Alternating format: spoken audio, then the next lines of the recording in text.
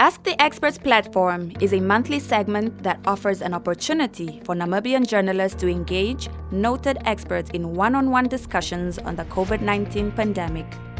Journalists get to pose questions to experts in various sectors to ensure that they are equipped with the necessary information to better inform their readers, listeners, and viewers. COVID-19 is our common enemy. Together, we can defeat it. Proudly brought to you by the Namibia Media Trust and the DW Academy. Morning and welcome to everybody. This is another episode of Hashtag Ask the Experts. This is a platform brought to you by the Namibia Media Trust and also the DW Academy. And what this platform serves to do is really to give journalists the opportunity to engage experts on matters relating to COVID-19 directly, one-on-one. Get the information straight from the source. Today, our expert in the hot seat is Dr. Bernard Haufiku. Dr. Haufiku's got quite an elaborate repertoire to his name. He's a medical practitioner in Windhoek and also a social health activist. He's a graduate of the University of Witwatersrand in Johannesburg and also from the College of Medicine in South Africa. He's also the founder and current chair of the Governing Council, Africa Public Health Foundation. And then he's also the former national coordinator for COVID-19 response in Namibia, and also a former special advisor to the Namibian presidency on health matters. And of course, I think as most Namibians would know him or remember him, he's the former Minister of Health and Social Services here in the country. So Dr. Haufiku, good morning, and thank you so much for joining us here on, Hashtag Ask the Experts. Thank you. Thank you very much for inviting me to this platform. I think we can get right into it, Dr. Haufiku. And this question really is also based on your knowledge in terms of having been former Minister of Health and Social Services. I'd like for you to talk to us about Namibia's bilateral relationship with Russia, and perhaps enlighten us on special focus on what that bilateral relationship entails, where the health infrastructure of the countries are concerned. Now, the question of relationship between Namibia and Russia, it's an international relation and diplomatic question, which I believe will be better placed with the Ministry of International Relations and so forth. So I don't think that I'm in a position to answer that. But regarding the vaccine that is manufactured in Russia, the one we now call Sputnik, I think it's a matter of a country manufacturing the vaccine, and in this case happened to be Russia, and the rest of the world buying or receiving donation of the same vaccine. But pertinently, it's the safety check mechanism of any country or government. So it's a matter of a country such as Namibia buying a product or receiving a donation such as Sputnik and having all the check mechanisms in place before deploying such a product at population level. It's not always easy. There are always faulty lines that we know. I mean, like now we realize that the Sputnik vaccine has been flagged in some ways by other countries. Now, the checking mechanism does not necessarily just have to be your own system, but you can rely on multilateral organizations such as the World Health Organization, which has up until now, as I checked yesterday, not really approved the Sputnik vaccine for emergency use. And as I said, WHO has got a pool of scientists from all over the world, and possibly even including Russia, who check all the medicinal products that are used for human and flag any safety concern before it is deployed to the population. I think that is really the key point here as far as this vaccine. Thank you, Doctor. I'd also like to just take this moment to introduce our sign language interpreter, Selma Moses, who's joining us this morning. Selma, good morning and welcome to you too. And of course, the topic of discussion is the topical issue around the Sputnik vaccine, and that is what Dr. Haufiku is here to talk to us about today. Doctor, we'll get into what you said just now, but later on, a bit more in depth. But perhaps you can talk to us about, why the Sputnik vaccine was on the list of choices to procure. Well, I understand there are people from the Ministry of Health here on the platform. I think they will elaborate better than me. My understanding is that, first of all, there was a donation to Namibia by Serbia, one of the European countries. And then following that, I'm not so sure now whether the ministry went ahead to procure, and if they went ahead to procure this vaccine, Sputnik vaccine, what was the interaction between the minister, PS or ED, and the Namibian Medicine Regulatory Council, which is the key staff and key element in approval of medicinal products, any medicinal product that is coming to Namibia. Maybe you can ask the staff from the ministry or anyone from NMRC to tell you exactly what transpired there in terms of Sputnik acceptance and possible procurement. I think they will get a better answer. Let's talk about the characteristics, Doctor, of this vaccine and how much you know about it.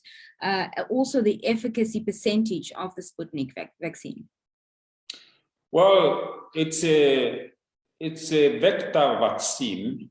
Vector meaning that the actual biological product, which is a genetic material of the SARS-CoV-2 virus, have been manipulated in a way that they have been inserted in two different types of virus called adenoviruses.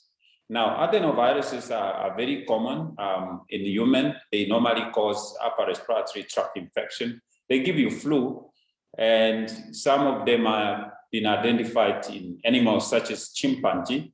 For instance, AstraZeneca also use adenovirus, but that adenovirus is from chimpanzee. I can explain that later, because when people hear the word chimpanzee, they get frightened. Now, what the company called Gamaleya in Russia, which is a state company that manufacture this Sputnik V vaccine, they have captured two different types of adenovirus. One is called adenovirus 26 or AD26, and the other one is called adenovirus or AD5.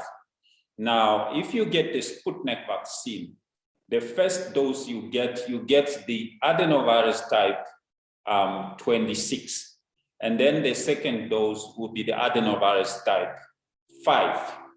Now, apart from logistical challenge that this Gamaleya company faced in terms of manufacturing supply, the key issue is that all these vaccines that are currently approved or pre-qualified by the World Health Organization to be used for emergency situation, and I can qualify the word emergency use later if you want me to, is that they have to pass through a process of check and balance and of pertinent.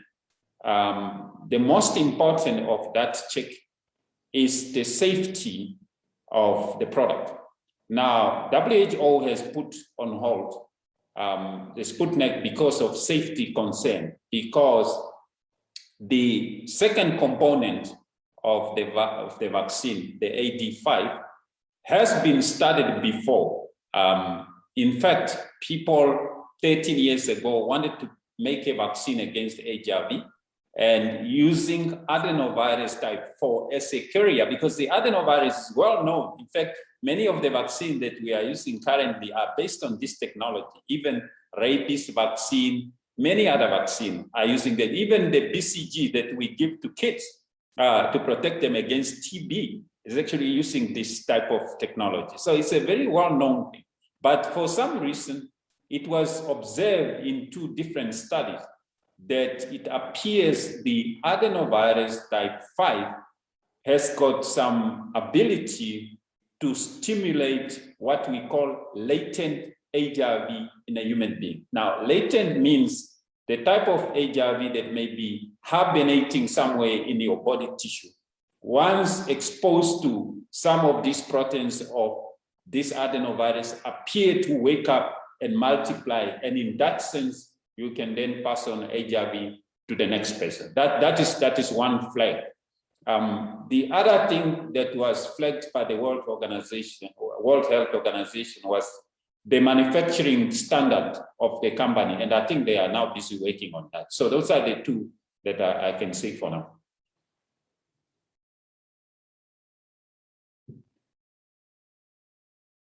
Unpack for us, Doctor, the statement or the phrase you use saying that the World Health Organization has not cleared this Sputnik vaccine for emergency use.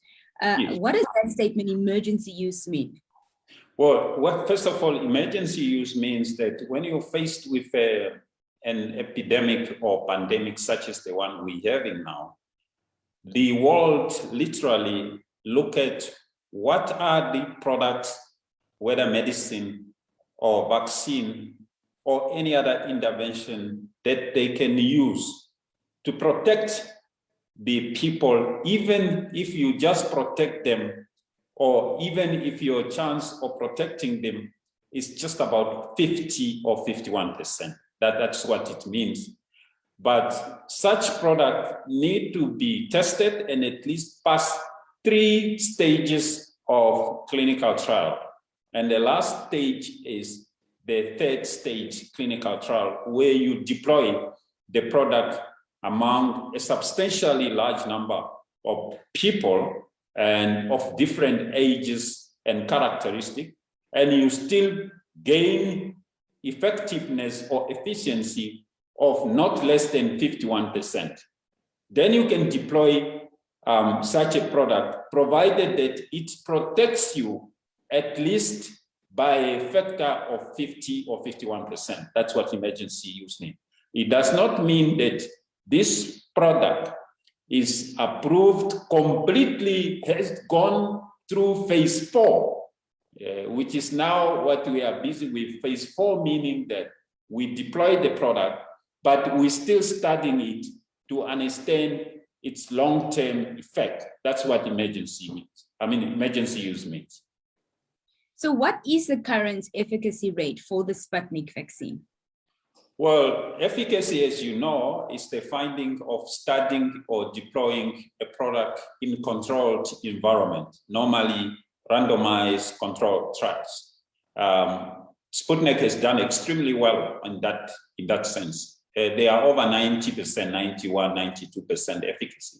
And I think it's on that basis that the Russian Federation has decided just to deploy it for its population. And some other countries, it has been in about 62 to 70 countries, including Argentina, Venezuela, United Arab Emirates, Iran, and many other countries. So on that basis, I think that's why they decided just to deploy it even before the World Health Organization has approved. But that creates a problem because the World Health Organization is a multilateral organization to which most, if not all of these countries are members. And ordinarily, you would expect that that standard must be set at that level, and we all adhere to it. Correct.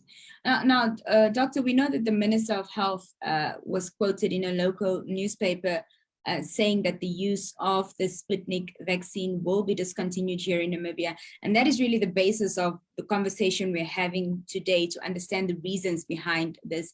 The reason that was given with that statement was due to fears of high risk of HIV infection as claimed by the South African Health Products Regulatory Authority. And you've just previously explained in detail you know, how the, you know, that works and what the concerns of the WHO itself was as well.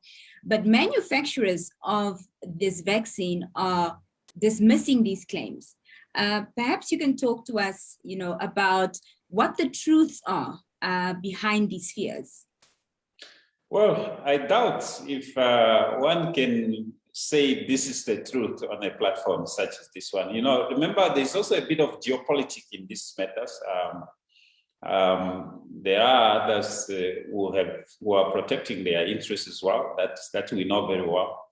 I think it should not be a matter between Namibia and Russia on the decision whether what we're saying or what the Russians saying are right. I think it should be left in the hands of the World Health Organization. At least it's a little bit in the middle there, and it's got capacity. It has subjected all other vaccines to testing mechanism and qualified as such.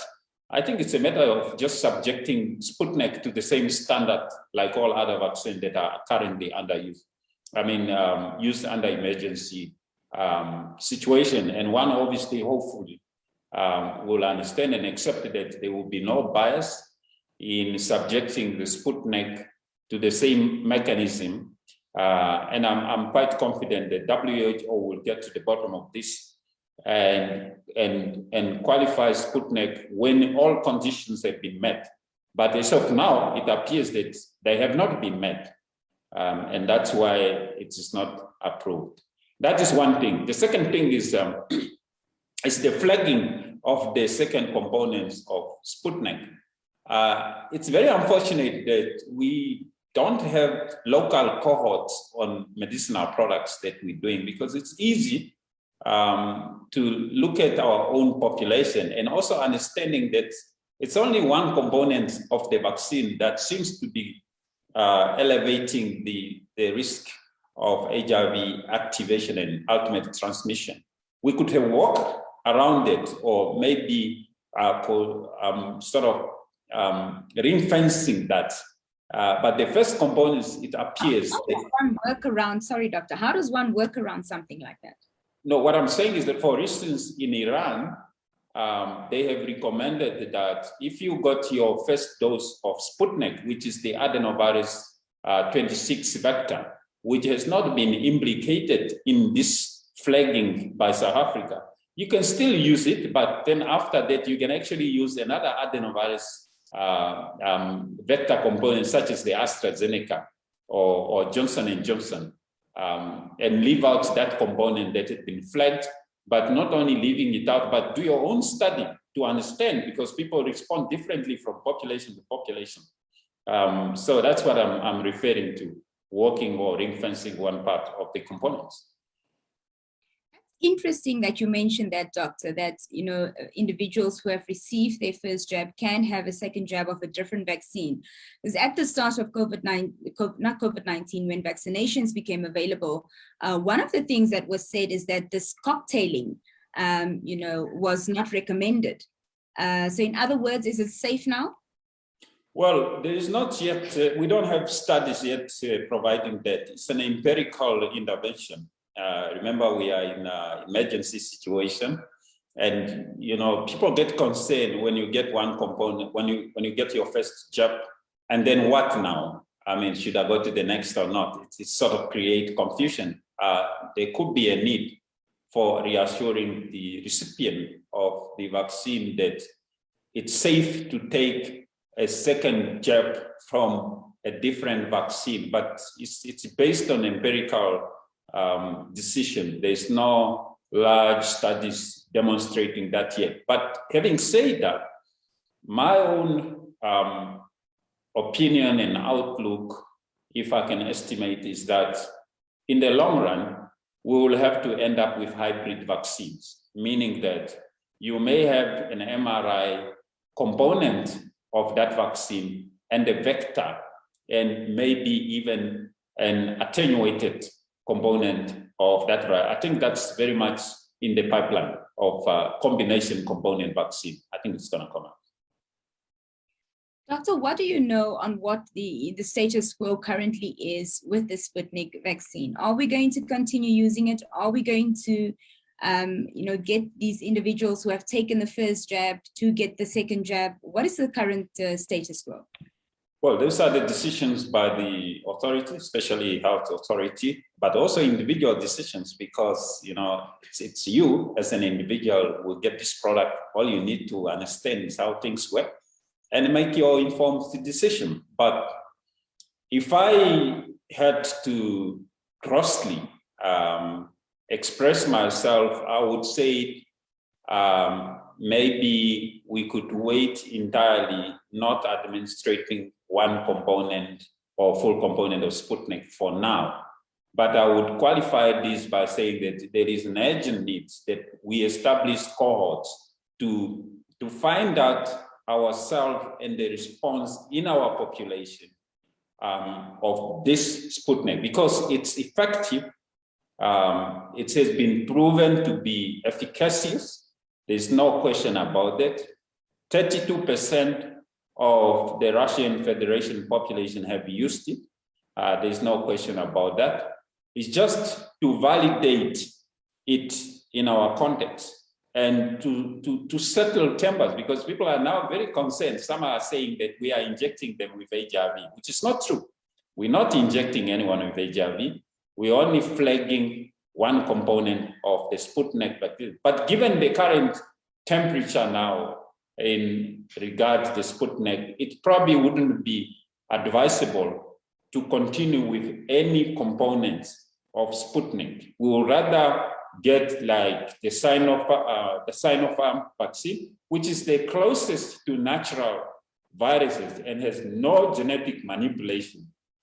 When I say that people think I am defending the Chinese product, I'm just defending science, that the Sinopharm vaccine could actually help us. I mean, the Chinese have done it by vaccinating as many as 200 million per day of their national. And China is one of those countries with the lowest incidence. The others are like the Pfizer from the Pfizer-BioNTech vaccine is proven to be the most effective and the least with side effect of all the mRNA vaccines so far. I'm not saying going in the future. And we have it here, I understand. We can use it. We have the AstraZeneca and Johnson & Johnson, and many others are on the pipeline. They more than 300 candidate vaccine coming up. Even Cuba has made its own vaccine, and there are many from countries such as India. So I think there is enough pool to consider while we're settling the concern and anxiety of the population with regard to Sputnik. That's my view. You earlier mentioned and really unpacked for us, Doctor, the process that vaccines are taken through, and they really put through the ringer to ensure that they're safe for human consumption. I just want you to go back to what you said and dissect that for us, perhaps again in a bit more detail, because it relates to my next question that I'd like to ask you. So just please unpack that for us again. Talk to us about how these vaccines are put through the ringer to make sure that it's safe for human consumption. Well, apart from individual countries and companies that are manufacturing these biological products, the World Health Organization has got a group of experts, independent group of experts that are advising. It's got a testing laboratory for medicines and vaccine. And it has got a well-documented, well-laid down procedures and processes of testing medicine and medicinal products for human consumption. For animals, obviously, is with OIE. Now, the standard has been set that any product that is destined for human consumption must be validated by World Health Organization and by local regulatory institutions such as NMRC here in Namibia. Because every company that manufactures a product has got the marketing components because it's got commercial interest in that. And we have seen it. We have seen in some of neighboring countries where up to 34% of their medicines in the market and in the pharmacy were what we call falsified medicine. Now, in a situation like we are now, where people are desperate, and we see it happening, anyone can come up and tell you this product cures or prevents coronavirus infection or any other disease. It must be validated scientifically by independent scientists who have got no conflict or no interest in that product. And it must be peer-reviewed. You know, when you manufacture the product, you send it to what we call pre-printing source, and then it gets subjected to severe criticism by your equals in the industry. And then they put their comment. And after that, it then go to the testing mechanism or laboratory of the World Health Organization. And they have a couple of testing laboratories all over the world, calibrated to the same standard. And every product needs to pass that through standard. And then we can be comforted that it will be deployed at population level. That's basically what it is. Other than the issue at hand, where people are now concerned about, being at risk, to HIV with the Sputnik vaccine, it is also alleged that several doses of this Sputnik vaccine in Namibia is in fact expired doses. I don't know if you've heard that before. So do you know anything about that? And also what health implications does that pose? Well, I think NMRC will be better, will be in a better position to answer that, because they are the one who regulate, who validate, who check and all this, and the Ministry of Health. No expired products is allowed to be used for whatever reason.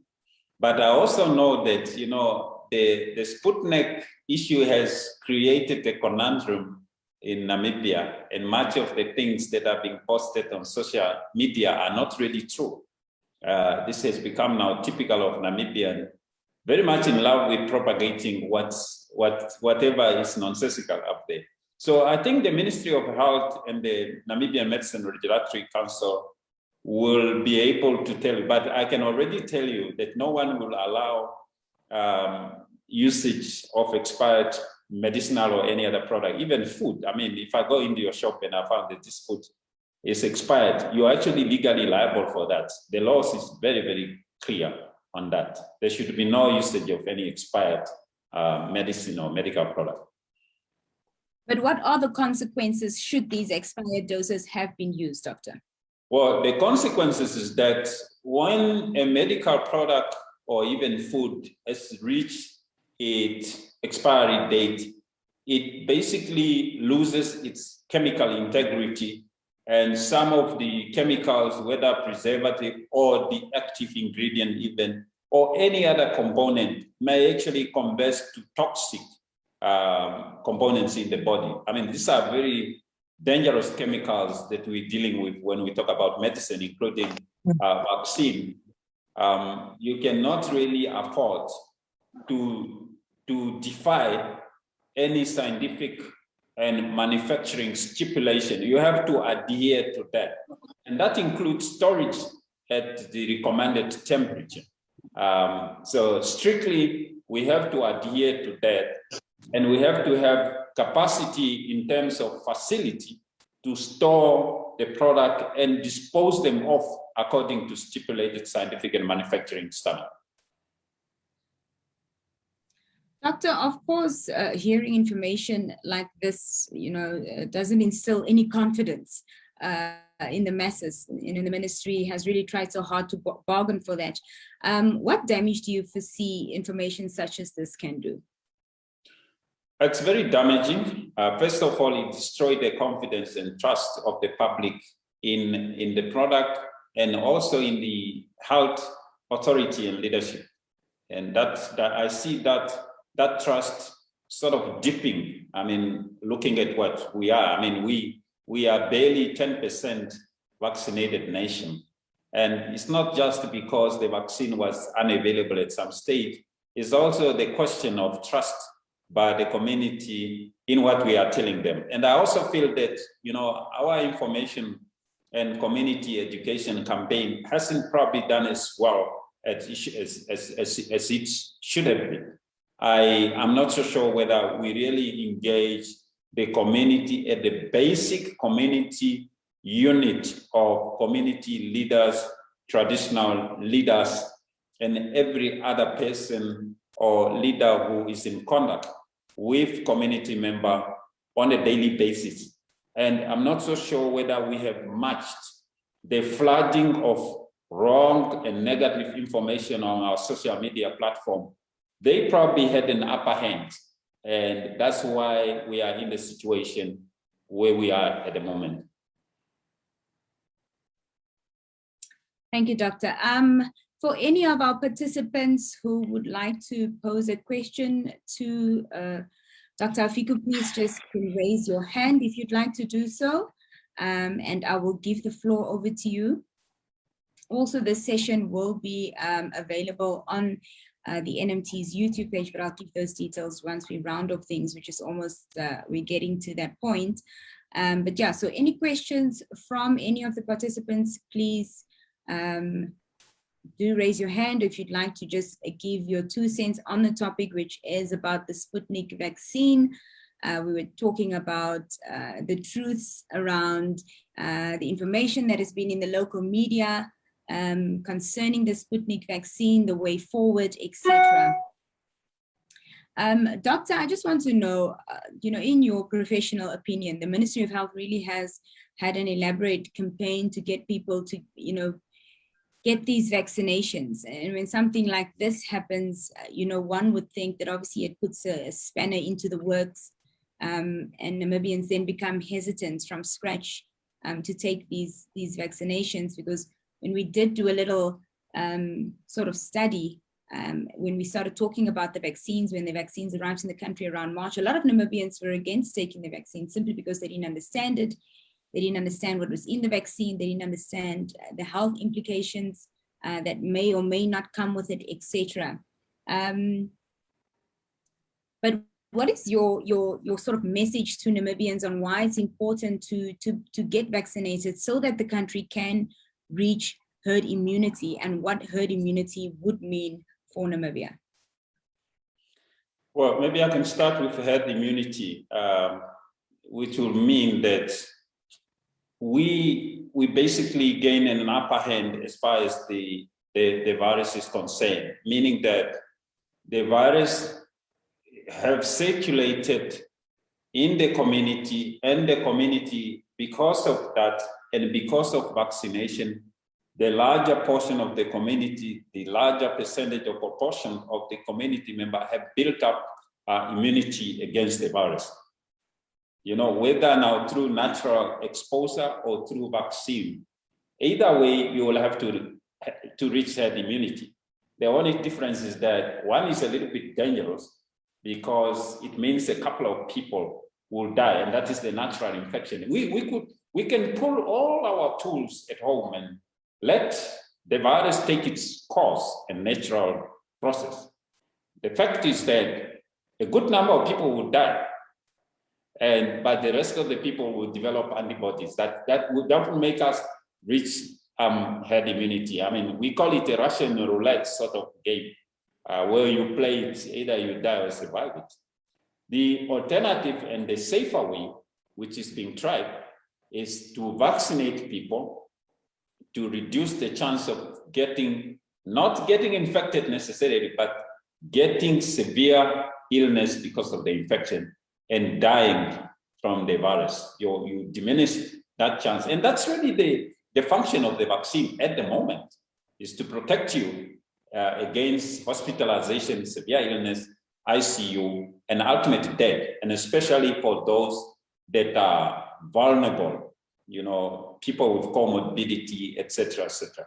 So that's the purpose of the vaccine, and we need to explain it very well to the community in that simplified regard, not to come with a whole package. Now, regarding vaccination, I am still in favor and strongly advocating that we need to take vaccine. one or another. Maybe not the Sputnik now, but Sputnik can also come on board once the data have come forth and once the World Health Organization has approved it. But there are those that are available that are proved also to be effective and also protecting you from severe illness and death. We can take it, it will help us, propelling us to our target of herd immunity achievement. And obviously, a lot of this will also come through natural infection, especially among young people and children. They all get exposed. In fact, I don't believe that the statistic we have currently, either in the country or in the world, is the true and only true revelation of exposure. There are a lot of people who've been exposed to this virus, but never went to hospital, never went to test. They will help to pull together to reach herd immunity. But importantly, is vaccination, and especially in those that are vulnerable. And talking of vaccination, you know, there's also the issue of now compelling people to take vaccine. We see it happening here. I don't think it's helping us much in trying to impose the vaccination on people. Portugal, for instance, has done it very, very successfully. In fact, they're saying that Portugal is the most vaccinated country in Europe at the moment. And the way they've done it is the military literally went to cooperate with community. They were educating communities about the importance of the vaccine. They were trained to answer questions, even technical questions that the community are having. And that built trust and confidence between the authority and the dispersers of the vaccine to the community. Maybe they are also better informed than us, I don't know. But that collaboration has helped Portugal to reach its herd immunity, basically, and become the most vaccinated nation in Europe. We could do the same or use different mechanism, understanding and persuading rather than compelling. That's just my opinion, but you know. Yeah, over to you. Thank you, Doctor. I do see that there are some representatives from the Ministry of Health that have joined us. Is there anybody available to answer some of the questions that I posed to Dr. Haufiku earlier, which he said would probably be best answered by the ministry? You can just indicate. Good morning, Nina. Thank you for the floor. This is Naomi Shopala. I'm with the Ministry of Health and Social Services, and thank you once again for opening this platform for this important discussion. And a big thanks to Dr. Haufiku for providing some of the explanation and the encouragement in terms of encouraging the public to get vaccinated. There were a few questions and comments that I think it's better that we'll also try to put them in writing so that they will be available for circulation that we can share with you later. Perhaps the immediate one that I can respond and comment to one, Dr. Haufiku emphasized the importance of getting vaccinated, then waiting to get infected to develop natural immunity.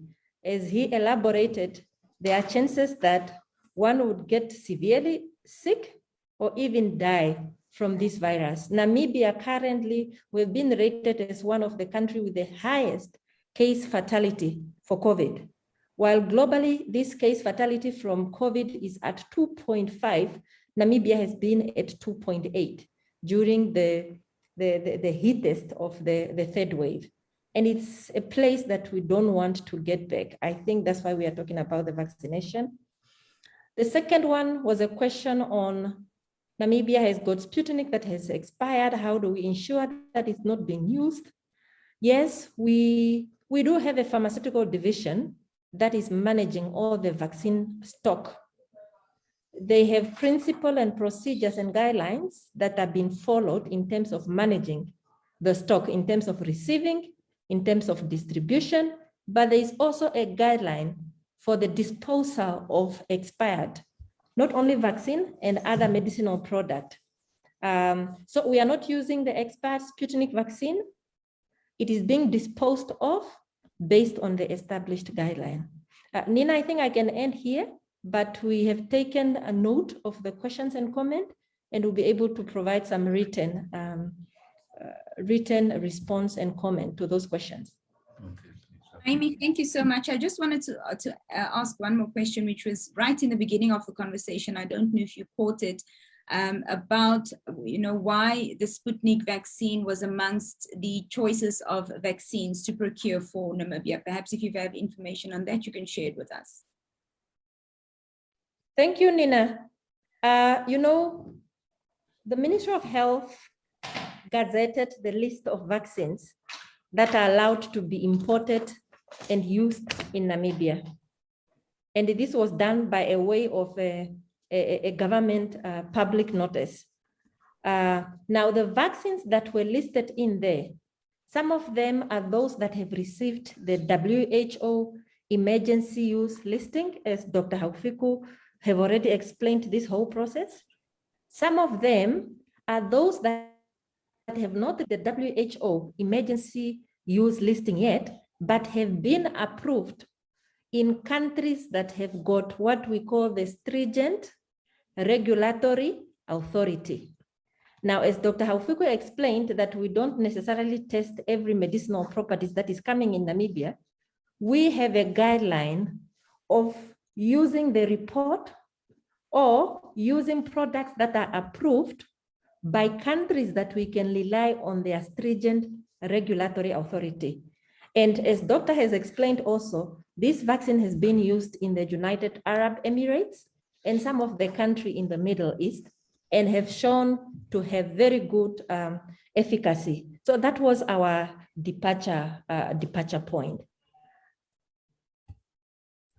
Amy, thank you so much for participating, and we look forward to seeing the written statement that answers some of the other questions you didn't have an opportunity to get to. Thank you so much for your contribution. Okay, thank you, Nina. And if I can add, we are giving this vaccine to reduce the severe illness, hospitalization, and death due to COVID. But we also need to put it straight to the public that it's not any prophylaxis or prep for any HIV infection. And the ministry is trying to organize another session, perhaps to be open to the public, to respond to the question related to that. Thank you. Thank you. Dr. Haufiku, back to you. Perhaps you'd just like to give us your final and last remarks on this topic of discussion this morning. All right, thanks, and thanks to Naomi. Well, we are still in a situation and still in the midst of the pandemic. We are talking about Sputnik vaccine from the Russian Federation. That country has just recorded close to 1,000 deaths per one day. That's the highest ever. Exact figure was like 973 around it. And it's because they are in their winter, actually. And also because they said there had been vaccine hesitancy in the Russian Federation. And that's why they only vaccinated about 32% of their population. The situation could be no different from anywhere, including Namibia. I think there's an absolute need, first of all, for all of us to understand and explain to each other and emphasize and re-emphasize the importance of being protected against severe illness and death. It's not just a matter of loss of life, it's a matter of economic downturn and negative growth, which will come with unemployment, etc., etc. And the resources will have to be diverted to address these kind of emergencies instead of developmental projects as we badly need them. So we need to understand that. We do not necessarily have all of us to agree in opinion, and this is really my emphasis. We can be critical of each other, and in fact, it helps propelling us forward as a country if we are criticizing ourselves rather than just going with one flow. Then we get the real tangible answers out of that, then we get convergences. And this we must do through persuasions and convincing each other with data and evidence, instead of just passing law and regulation and compelling people to do ABC or not to do it. It's not going to help us much. So that's my comment. And in the end, we need to take up the available vaccine, and there are quite a number of them. We have Pfizer, we have AstraZeneca, we have Johnson & Johnson, and I have no doubt the Sputnik vaccine will be cleared very soon to join the board. I hear a lot of people talking, especially in Oshivambo open line sort of radio, saying, I only have my trust in Sputnik and Russia. I mean, it's not just a matter of just trusting one country or another. It's about understanding the positive effect of the product. So let's be versatile and have high level of agility and adapt to prevailing situation and take it based on scientific evidence. Then I think we'll get out of this situation. It's very encouraging to see cases dropping as we talk, but we must not allow the cases to climb the ladder again. It's all in our hands as leaders, both political, social leader, influential persons like yourself. Every other Namibian, it's all in our hands to make it happen. So that's my message. Dr. Haufiku, thank you so much for your time. It was lovely speaking to you, and thank you for availing yourself for today's session. Thank you.